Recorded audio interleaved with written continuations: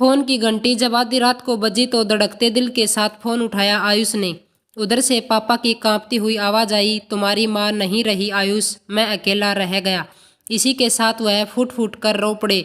आयुष मानो वही स्टेचू सा हो गया कुछ पल को, फिर धीरज देते हुए बोला, आप अकेले नहीं हो पापा, मैं हूँ आपका बेटा, मैं अभी निकल रहा हूँ, सुबह 9 बजे तक पहुँच जाऊँगा। पर तुम्हारी माँ की कसम का क्या होगा पापा? माँ की कसम माँ के साथ चली गई, उस कसम से बंधा हुआ था मैं, इसलिए मैं उनके लिए कुछ नहीं कर पाया। पर अब और नहीं, आपको अकेले नहीं छोड़ सकता मैं। इसी के साथ ही आयुष की रुलाई फूट पड़ी। अंजू उसको सांत्वना देने का पूरा प्रयत्न कर रही थी, पर सच तो यह था आंसू उसके भी नहीं रख रहे थे। उसने आयुष की जरूरी पैकिंग कर दी। वह स्वयं भी जाना चाहती थी, परंतु अंशु और वंशु को वहां ले जाना सुरक्षा की दृष्टि से ठीक नहीं था। आयुष एयरपोर्ट के लिए निकल गया और अंजू बिस्तर पर वापस लेट गई। नींद आने का तो अब प्रश्न ही नहीं था। वह पुरानी यादों में खो गई। अपनी सासू माँ जैसी जिंदा दिल, संवेदनशील और समझदार स्त्री अंजू ने जीवन में दूसरी नहीं देखी थी। अंजू ने आयुष से प्रेम विवाह किया था। उस समय आयुष की दादी भी जीवित थी। उन्होंने इस रिश्ते को पूरा जोर विरोध किया था। पापा अपनी माँ के विरुद्ध नहीं जा पा रहे थे।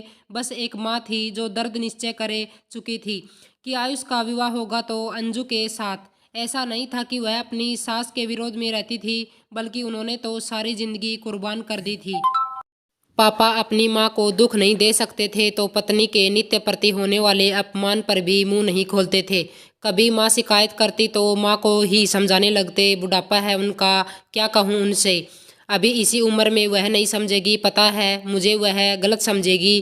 पर तुम भी चुप हो जाओ, कितने दिन की है वह, बाद में अपने मन की कर लेना जितना चाहो। पापा समझ ही नहीं सके कि अपनी माँ का बुढ़ापा संभालते संभालते वह अपनी पत्नी की इच्छाओं का सम्मान करना भी भूल चुके हैं। आयुष की माँ ने धीरे धीरे कुछ कहना ही छोड़ दिया। विवाह के कितने वर्ष बीत चुके थे, परंतु आयुष की माँ अब भी स्वयं को परिस्थितियों में जकड़ा हुआ महसूस करती थी। मुश्किल से इजाज़त मिलती थी। कहीं और घूमने जाने का तो वह खुद ही नाम नहीं लेती थी। कहने को आयुष की बुआ भी इस शहर में थी और अक्सर आना जाना भी होता था, परंतु एक बार जब आयुष के पापा ने एक हफ्ते माँ की देखरेख की जिम्मेदारी देनी चाहिए, क्योंकि उन्हें ऑफिस के काम से ऑडिट जाने का अवसर मिल रहा था और वह पत्नी और बेटे को घुमा लाना चाहता था, परंतु दादी ने बेटी के घर रुकने से इनकार कर दिया और बुआ ने अपने घर की जिम्मेदारी का आश्वासन देकर भाई के घर रहने से इनकार कर दिया।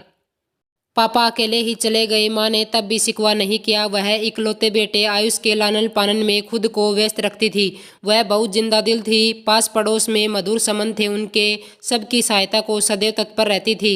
दादी की सेवा में भी कोई कमी नहीं रखी उन्होंने, पर दादी ने अपनी सास वाला रुतबा जताना कभी नहीं छोड़ा। उनका दायरा बहुत संकुचित था और माँ के प्रयासों के बाद भी एक बेटी की हैसियत से माँ उसे दायरे में कभी प्रवेश नहीं कर सकी। जब आयुष ने माँ को अंजू से मिलवाया तो माँ जैसे लड्डू हो गई उस पर। उनकी कोई बेटी नहीं थी और वह बेटी के हिस्से का प्यार भी अंजू पर उधल देना चाहती थी। आयुष ने पापा को इस सब से अभी दूर रखा था। वह पहले माँ की ओर से आश्वासन पाना चाहता था। अब यह बात माँ ही घर में उठाई कि उन्हें आयुष की पसंद बहुत पसंद है और वह जल्दी ही अंजू को बहू बनाकर लाएगी, परंतु अंजू के अंतर्जातीय होने की वजह से दादी ने घर में बवाल मचा दिया। पापा तो हमेशा की तरह दादी की ही तरफ हो गए। वैसे स्वयं उन्हें इस बात से आपत्ति नहीं थी, यहाँ तक कि आयुष की बुआ की बेटी ने भी अपने लिए दूसरी जाति का वर चुना था। दादी को अच्छा तो नहीं लगा था, पर बस यही कह सकी कि बेटी के घर में हस्तक्षेप नहीं कर सकती, परंतु यह तो बेटे का घर था, उनका अपना घर, जहां सदा उनकी मनमानी चली थी। इस बार भी उन्हें यही अपेक्षा थी, पर सदैव अपने अरमानों को कुचलने वाली माँ ने इस पर रुद्र रूप धारण कर लिया था। पापा ने वही राग शुरू किया, बुढ़ापा है उनका, उन्हें कैसे दुख दे सकते हैं, आयुष के लिए इससे भी अच्छी लड़की तलाश लेंगे। पर इस बार माँ ने ऐसे किसी भी तरह को मानने से साफ इनकार कर दिया। उन्होंने साफ कह दिया कि जिस तरह उनकी शादी समझौता बनकर रह गई वैसा उनके बेटे साथ हरगिज नहीं होगा। पापा चौंक पड़े। समझौता? उनकी पत्नी ने समझौता किया है उनके साथ? उस रात वह सो नहीं सके। सारी घटनाएं चलचित्र की तरह मस्तिष्क में चलती रही। वह गलत नहीं कह रही थी, सारी जिंदगी उन्हें यही आप बांधते रहे, सारी इच्छाएं पूरी कर दूंगा, पर बस वह तो सिर्फ अपनी माँ की इच्छा पूरी करते रहे और पत्नी ने कब का फरमाइश करना ही छोड़ दिया, इस बात पर भी ध्यान तक नहीं गया उनका। एक रिश्ते को खुश करते करते बाकी रिश्ते के साथ अन्य होता चला गया। जब तक बात खुद की थी पत्नी सहती गई, पर वह तो आप होकर बेटे की खुशियों को भी नज़रअंदाज करने जा रहे थे। परंतु फैसला लिया और पति को सोते से जगा कर यह खुशखबरी सुनाई तो फूली नहीं समाई। इस समय मुंह मीठा करने को हलवा बनाकर ले आई। इस खुशी से भरे चेहरे को देखकर आयुष के पापा सोच रहे थे कि क्योंकि उन्होंने छोटी छोटी खुशियों से पत्नी को वंचित रखा। दरअसल उन्हें रिश्तों में बैलेंस बनाना ही नहीं आया। यदि माँ की गलत बात का विरोध किया होता तो इसे माँ की अवहेलना नहीं कह सकते। शायद स्थिति भिन्न होती, पर अब जो हुआ वह हुआ। दादी ने थोड़ा क्रोध दिखाए पर वह फिर कुछ सोचकर शांत हो गई। अंजू दुल्हन बनकर आई। माँ ने उस पर इतना प्यार लुटाया जैसे कोई बादली बरस पड़ी हो। जो प्यार उन्हें नहीं मिल सका था उसकी कसक आज भी मन में थी। वह कोई कसर बाकी नहीं रखना चाहती थी। कुछ दिन ससुराल में रहकर अंजू आयुष के साथ दिल्ली आ गई क्योंकि दोनों की जॉब वहीं पर थी।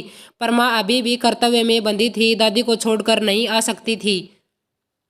इसलिए आयुष और अंजू को अकेले ही जाना पड़ा। आयुष और अंजू ही जब तक घर पहुंच जाते। अब वह दोनों प्यारे बच्चों के माता पिता बन चुके थे और माँ पापा दादा दादी।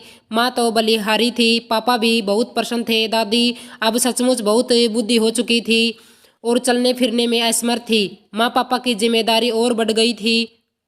वह बच्चों के पास रहने भी ना जा पाए थे। एक दिन दादी चल बसी। आयुष और अंजू तुरंत घर पहुंच गए थे। सारी रस्मों के बाद जब घर खाली हो गया तो वह लोग माँ पापा को भी साथ ले जाए। 2 महीने वह लोग बच्चों के पास रहे। अंशु और वंशु के साथ बच्चा बनकर खेलती थी आयुष की माँ। आयुष ने उन्हें पूरा शहर घुमाया। उनके लिए यह सब दूसरी दुनिया से कम नहीं था। इन 2 महीनों में वे जितनी खुशी थी वैसा खुश उन्हें पहले किसी ने नहीं देखा था। आयुष और अंजू ने उन्हें हमेशा के लिए यहाँ रहने के लिए कहा, जिससे उन्होंने शहर स्वीकार भी कर लिया। 2 महीने बाद वह दोनों वापस आए। घर की व्यवस्था करनी थी, जरूरी सामान भी लेकर जाना था। पर इस सब से पहले ही कोरोना महामारी फैल गई और लॉकडाउन लग गया। माँ और पापा दोनों चपेट में आ गए। पापा तो साधारण लक्षणों के साथ ही जल्द ही ठीक हो गए। माँ की स्थिति गंभीर होने लगी। आयुष ने फौरन टिकट बुक कराई, पर माँ ने अपनी कसम देकर आने से रोक दिया। वह नहीं चाहती थी कि आयुष या उसका परिवार किसी भी पद में पड़े। आयुष रोज उनसे विनती करता, परंतु वह अधिक थी। स्थिति थोड़ी सुधारने भी लगी थी। सबको लगा शायद खतरा टल गया, परंतु ऐसा नहीं हुआ। आज अचानक आयुष जब पहुंचा तो पापा से लिपट कर बिलख पड़ा। वह बस यही कह रहा था, मैंने तुम्हारी कसम भी नहीं तोड़ी, फिर तुम क्यों चली गई माँ? इससे तो कसम तोड़कर आ जाता तो तुम्हें देख तो पाता। क्रियाक्रम संपन्न हो गया। घर में आने वाला तो कोई था ही नहीं। इकाई का लोग जो सम्मिलित हुए थे वह भी वहीं से वापस हो गए। पापा गमहीन बैठे थे। आयुष ने सांत्वना का हाथ सिर पर रखा तो फपक पड़े। मैं तुम्हारी माँ से बहुत प्यार करता था, फिर भी मेरे द्वारा बहुत नाइंसाफी हुई। मुझे लगा कि सारी जिंदगी पड़ी है, मैं उसकी सारी इच्छा पूरी कर दूंगा। मैं उसके सपनों को कोई अहमियत नहीं दी। अपनी माँ के गुस्से से डरता था। मैं सोचा था मेरी माँ नाराज नहीं हो जाए, और तेरी माँ कभी शिकायत करती थी तो लगता था यह ज़्यादा देर नाराज नहीं रहती है, मान जाएगी। फिर उसने शिकायत करना भी छोड़ दिया। पर उसकी भी तो कुछ उम्मीदें थी, कुछ अरमान थे, कुछ सपने थे। उन्हें पूरा करने का समय ही नहीं दिया उसने।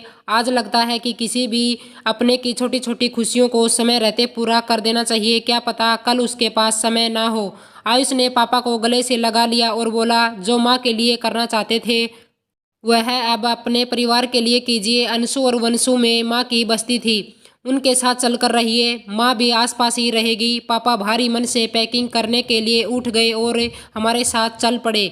आपको ये कहानी कैसी लगी प्लीज़ कमेंट करके ज़रूर बताएं। वीडियो को लाइक करें, शेयर करें और चैनल को सब्सक्राइब करें। धन्यवाद।